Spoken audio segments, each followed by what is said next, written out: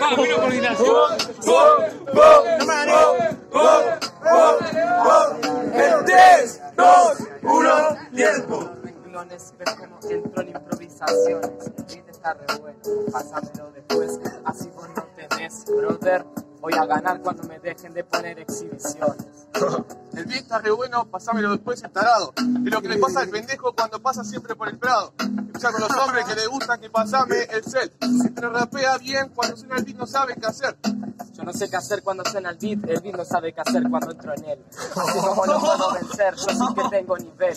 Yo empiezo a buscar hombres en el prado, vos no lo buscás, lo tenés comprado. Es hombre y vos siempre centrás en él, pero sos el zombie hombre que nunca entra en una mujer. Porque no sabes que sos un hombre, sos un pendejo. Yo estoy más añejo, rapeo menos que vos en esto, pero lo mejor lo sé hacer. El rap no se escapa, por eso perdés.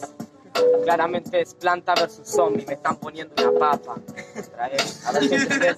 Y encima no se planta, se ríe pero va a llorar después.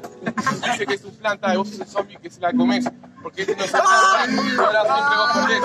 Mirá, tarado, mirá el pobre pibe. Mira el prado y se hace el corte de Justin Bieber. Dijeron Justin Bieber a mi amigo, pero lo que pasa es que hasta los recursos de berretines le vive. Viste como este rap no me podés casar, se está tirando berretines patos, si te botan me... Mirá los giles, nunca le pegan a instrumentales. Critican lo que hacen berretines porque al pibe nunca le salen. Es clave, no sabes rapear, hermano. Yo llevo más años que vos, menos rap, pero seguro en el piano mejor la nota la sé tocar. ¡Tiempo! ¡Tocarte!